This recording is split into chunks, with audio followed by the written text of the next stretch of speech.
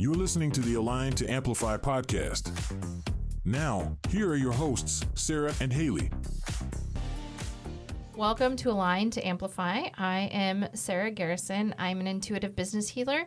Basically, I help you better understand your business and feel comfortable with it. That's what I do. I'm Haley Lewis. I'm a brand accelerator and executive creative advisor, and I help you build a cohesive visual brand. Yeah.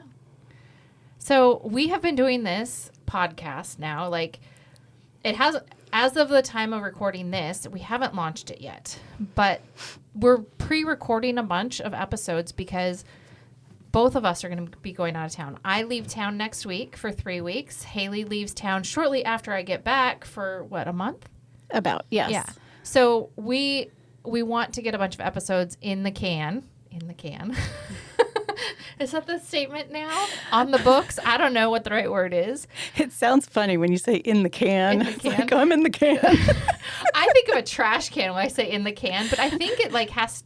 Yeah, I don't know. Well, I think it's the old movie. Yeah, the old movie reels would go in the can. In a canister to be held. Yes. So anyway, we're aging ourselves.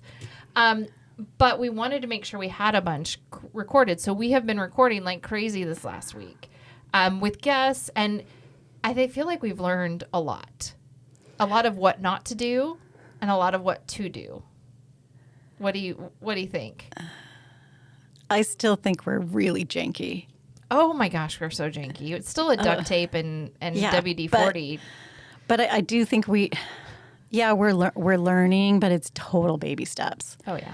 But it's okay to make the small steps toward where you want to go, as long as you are making progress. Oh yeah, I think so too. I mean, you'll see as you start watching the different episodes, you'll see like we put the cameras in different places to see what's going on, and we'll adjust the sounds of the mic. So maybe one episode Haley sounds really loud, and the next one I sound really loud. Because we're trying to figure out what the sweet spot is. Yeah. And having guests, gosh, the logistical nightmare of having a person physically sitting in this space with us. Well, our space, the actual recording space, is about 8 feet by 6 feet, just the recording space. So to fit 3-point camera, 3 guests, soundboard, equipment, and our bodies. Mm-hmm. Yeah. It's like playing Twister. It is. Trying to put the hand there. I don't know if we'll ever get it perfected either, because I feel like each situation is going to be different. We've had some guests where they've called in, and so they have been on on the computer in front where you guys can't see them. We have like 3 cameras set up, but then we have people physically in the studio with us. And we have been trying to figure out, do we put the cameras here? Do we put the cameras back here? I mean, what do we do? Like, I think the last 3 guests that we had, you'll probably see the cameras in the video because we had to do what we had to do. Right. We'll figure it out. I mean, it's a trial and error. And I really do look forward to that one day when we find that sweet spot. Yeah. And it's dialed in, and we can set up really quick, and we can hammer them out and then be done. So here's my question, though. Here's the big learning curve, and maybe somebody watching this is going to enlighten us. Since we're shooting on iPhone, don't judge us. Yeah. Okay, judge us. Fine. Whatever. Don't hate on me for this, but yeah, we're on iPhone right now, and it's transferring the files is taking a really long time for me. Well, we figured that out though. Like Are we sure though? I'm 99.9% sure that's going to fix it for future ones. For the ones that we have currently, it's going to take an hour and a half to upload just because I was shooting in 4K. Yeah. So the iPhones have like all these different features on how you can record.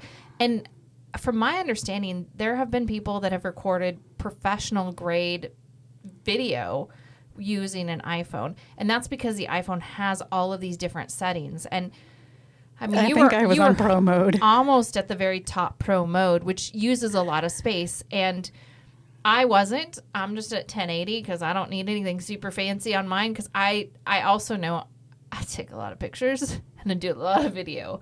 And I didn't want all of my storage to be taken up on my phone because of that. So I had adjusted mine a long time ago. So mine transfer not fast by any means. Like but it's faster not, than mine. Yeah. It Way still faster. takes like 10 minutes to transfer. But when you've got like 30, 40 minutes of video, it takes a little bit longer to transfer.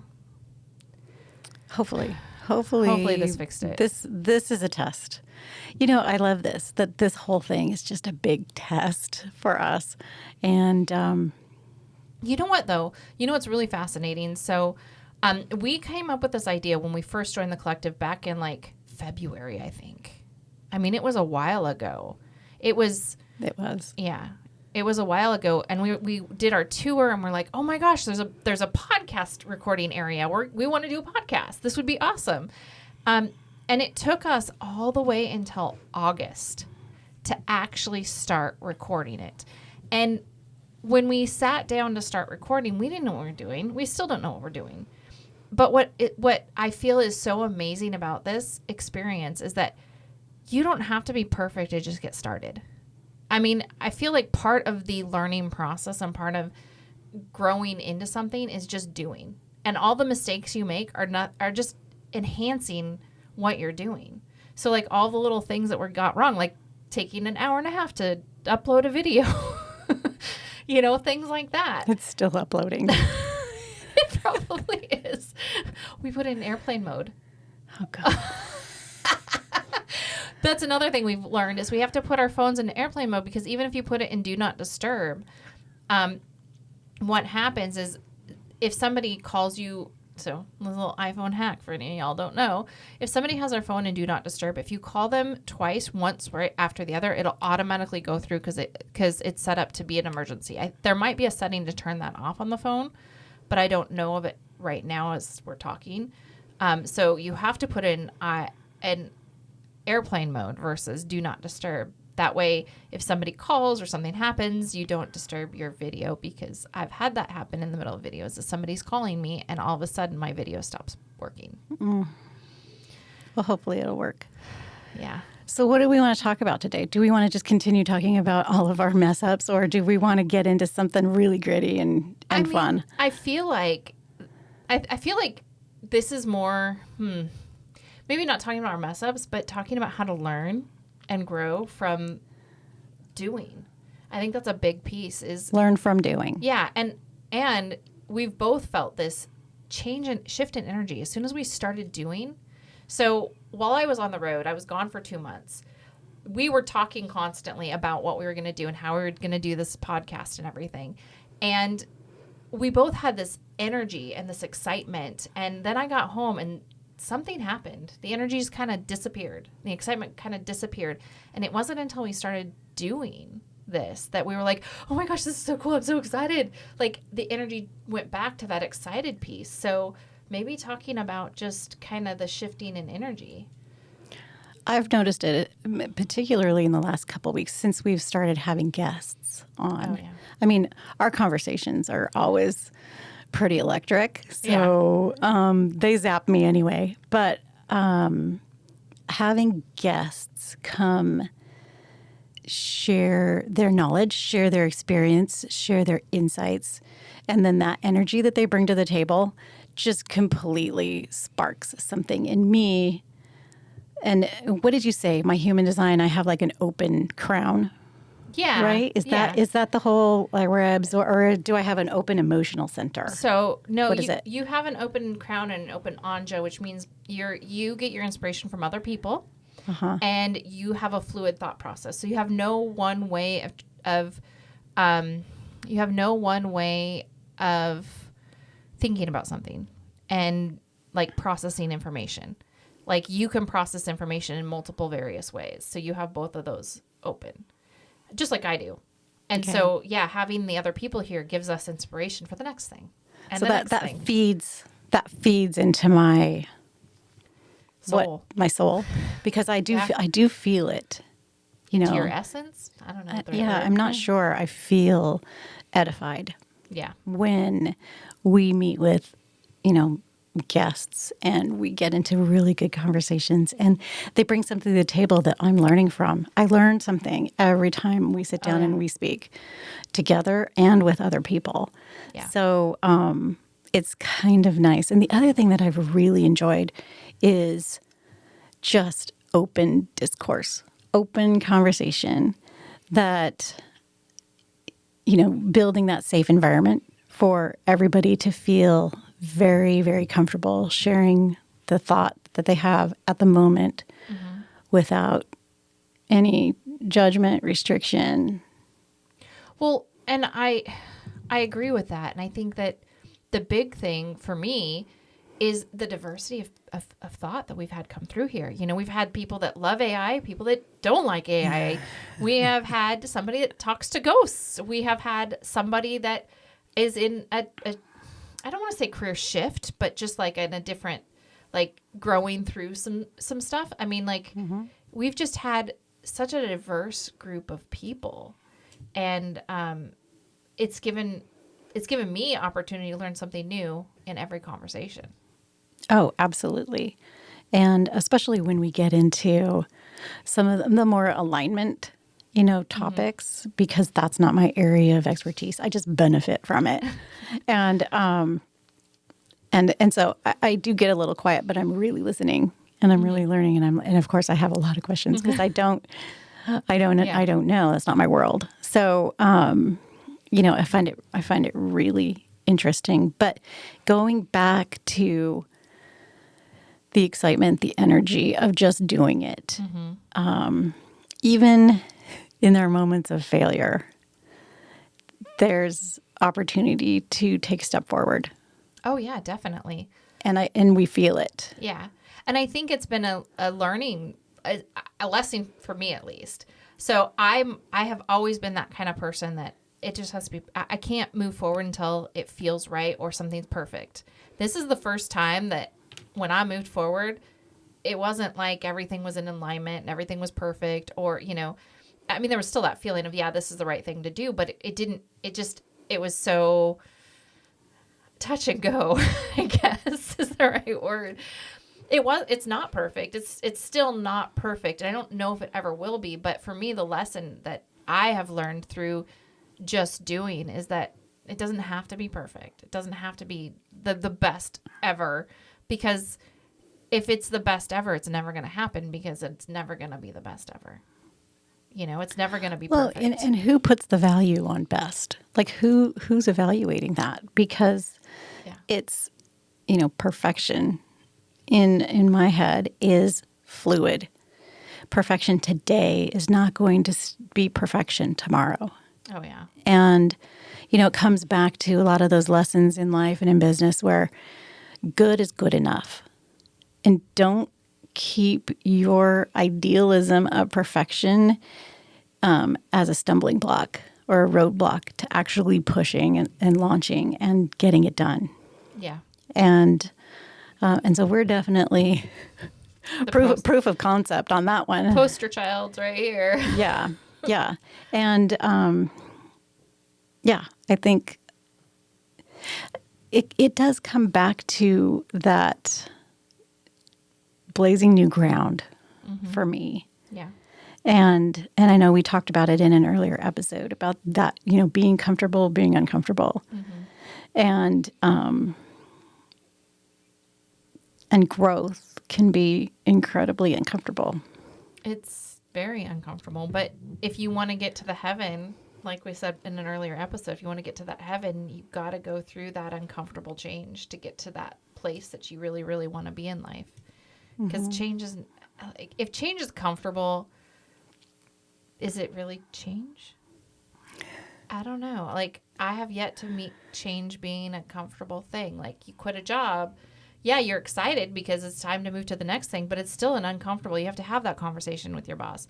Maybe you might be excited. I don't know. Like, everybody's different, but there's still there's some uncomfortable pieces, the uncertainty of going to a new career path, that sort of thing. So even if the change is something that you're like looking forward to, there's still some uncomfortable bits to the change.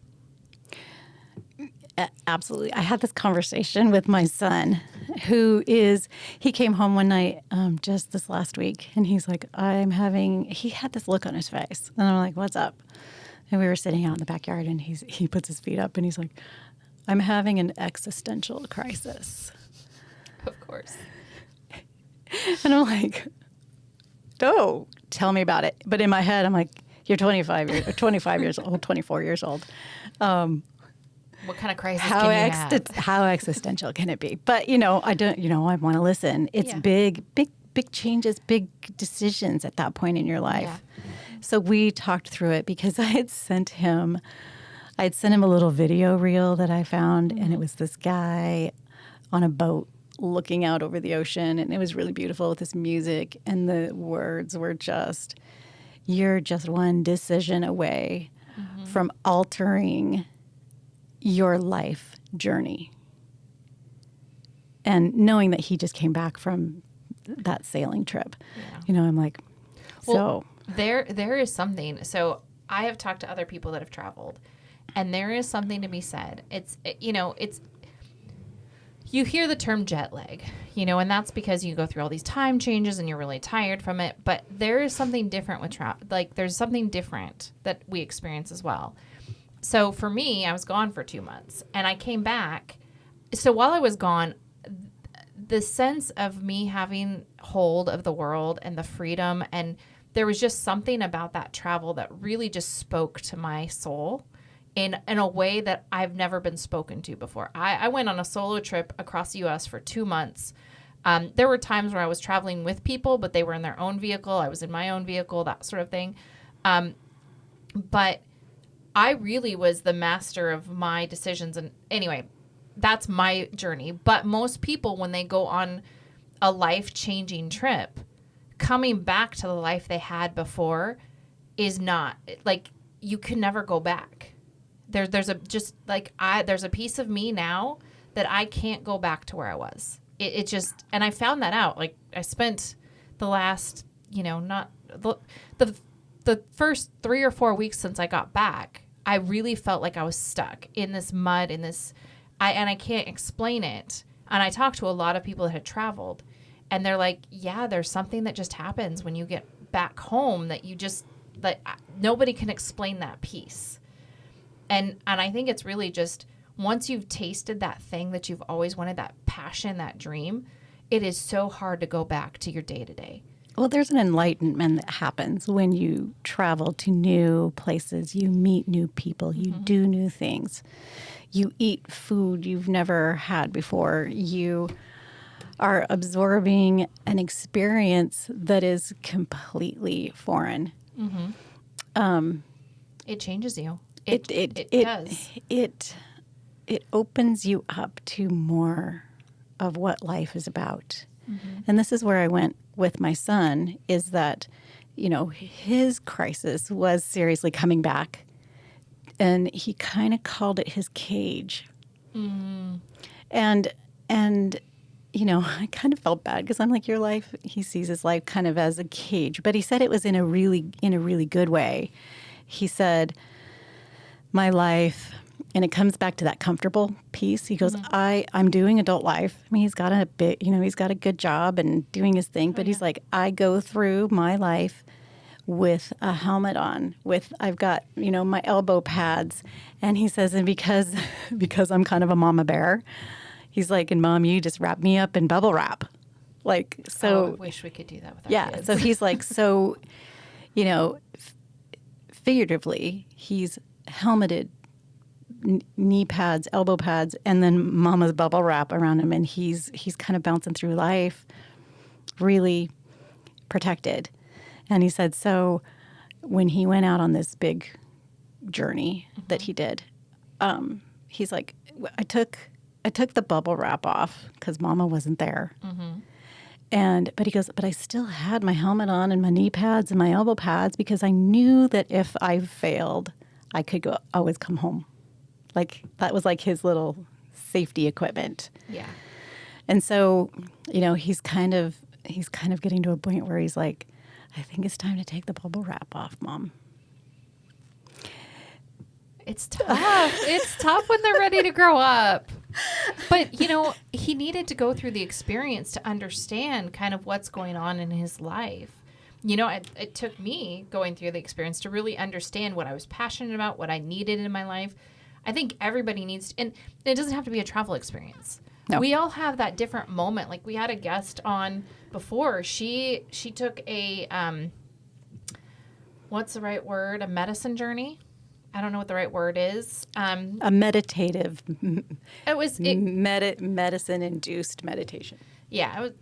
So for her, that changed her whole trajectory. It opened her eyes to something new. And I think each one of us has that moment of clarity of like, oh my gosh, this is what's been, like, you don't know anything's holding you back. Like, you know, she had the awareness to know there was something going on in her life. But like, I would say your son, he didn't necessarily have the awareness that there was anything wrong because there wasn't anything wrong. He's been completely content. Yeah. And, you know, always talks about, I'm going to live here forever. I see my journey. I see my path at the company he's at. I see my future. And now he's thinking, because he has more experience now of seeing and experiencing other things, where he's like, maybe this isn't my path. Maybe, or I have to create a different route within that path to fulfill, like, you know, like when your mind and your heart and your soul expand, the things that you've had in there before are kind of small now and they're kind of floating around. And so now he's needing to rearrange those things and make those things fit better in his expanded view of his life. Yeah. So it's interesting as a mom of adult kids watching their progress and their journey. It's and knowing that all you can do is support and cheer from the sidelines, because it's no longer your decision. It's no longer your control. Yep. And you're just crossing your fingers and you're hoping for the best. You're like, yeah, is he gonna make it?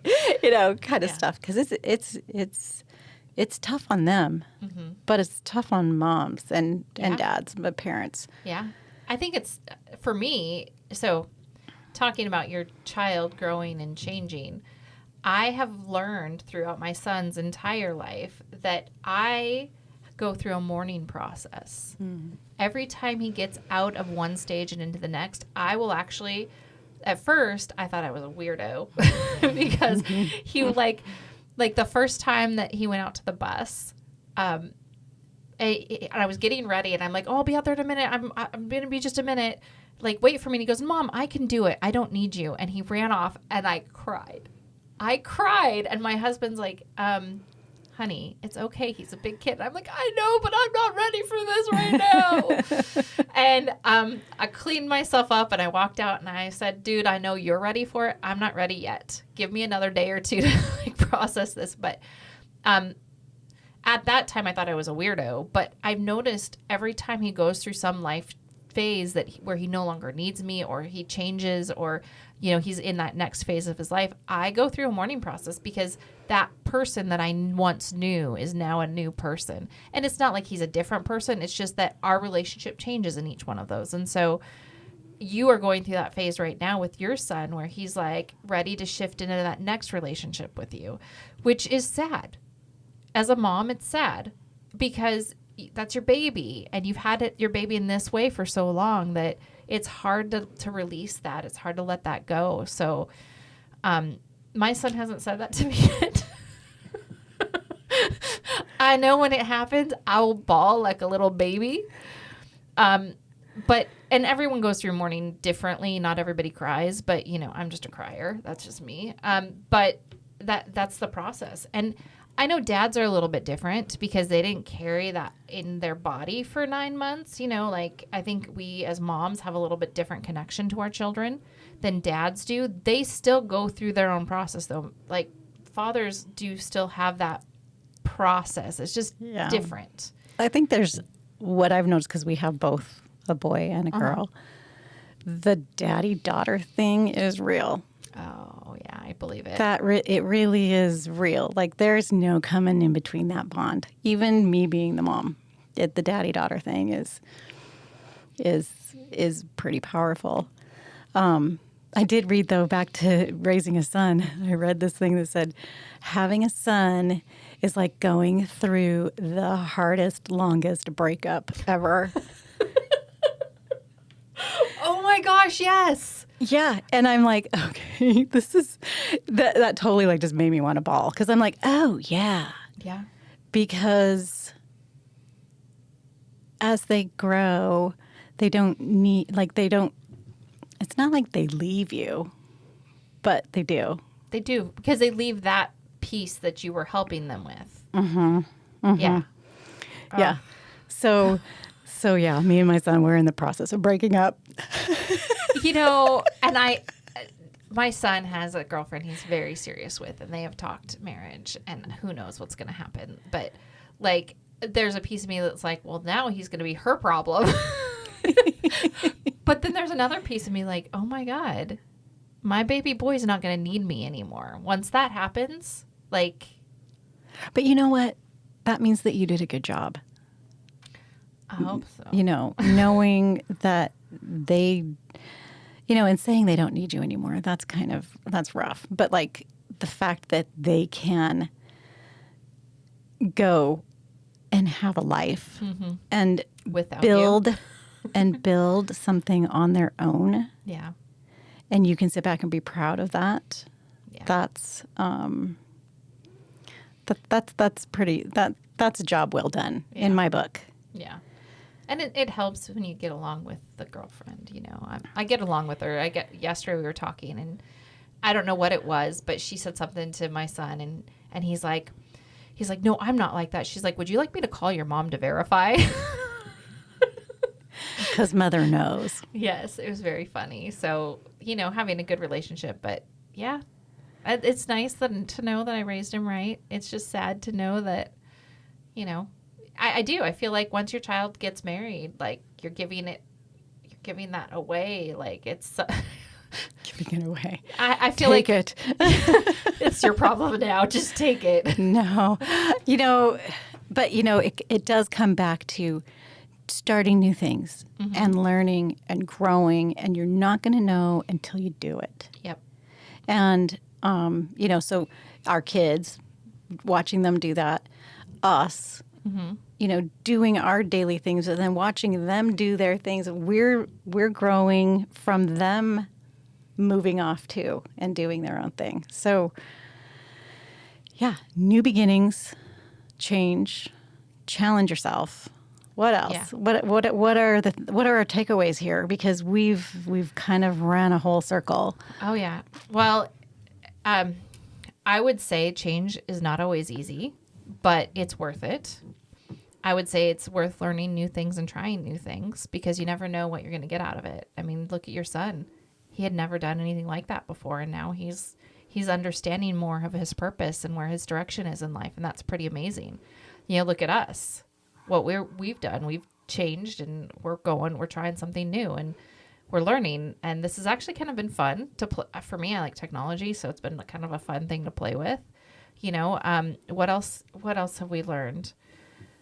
We've learned to be open and not accept failures as defeat. Yeah, that's true. And to believe in ourselves.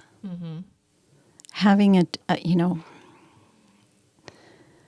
having an honest look at who you are and being okay with it, and then sharing who you are with others in a really honest and true way.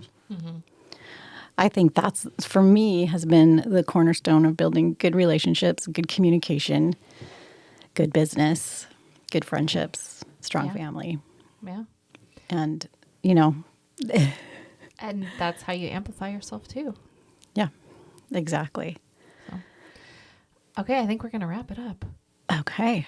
Well, this was interesting and not where I thought we were going to go. But you know what? We never know what we're going to talk about when we sit down. So even with our guests, like we have them fill out a form and tell us like what they want to talk about. I don't know if we actually stayed on topic with very many of our guests. Like, I mostly want to just ask them questions on what they do and then just follow along and then just get it.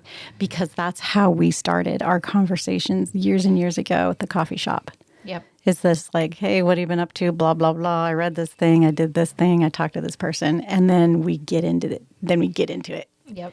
And I love that. And I think that's what we're going to continue doing. We're going to try to keep it on some kind of educational, that you can walk away with something rather than just be a voyeur in my conversation with Sarah. But I don't know.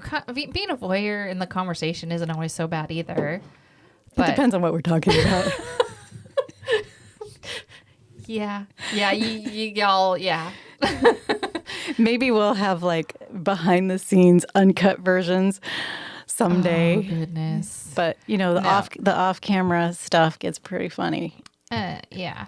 We might have some people go turn uncensored shades of red at times. Well, in our mission for the podcast is part of it for me was taboo topics are fine. Yeah. So brace yourself and please, keep tuning in because one day we're going to knock your socks off. And then the next day we may not. You just never know. You don't know. But anyway, we're just thrilled to be doing what we set out to do. Yep. And we're going to keep doing it because actually it's really fun. It is. It's a lot of fun. It's fun to talk to each other and just have it recorded because there are times where we've had conversations and then we are like, "What, Sarah, what did you say? Haley, what did you say?" Like we go back and we're trying to remember what we said, but we can't. So now our conversation's recorded. It's awesome. Absolutely. And I think it's just come along for the ride and grow with us and laugh with us and maybe learn something, maybe not, but we're just going to keep talking. Yep. So until next time, have a good one. Yeah. I don't know what we'll to say. I don't know. We don't have an outro or an intro yet. So no, we're just kind of playing with this. We'll get there. And one day we'll look back and go, remember when. Yeah. And we'll laugh at these ones. So have a good one. We'll see you next time. All right. Bye. Bye.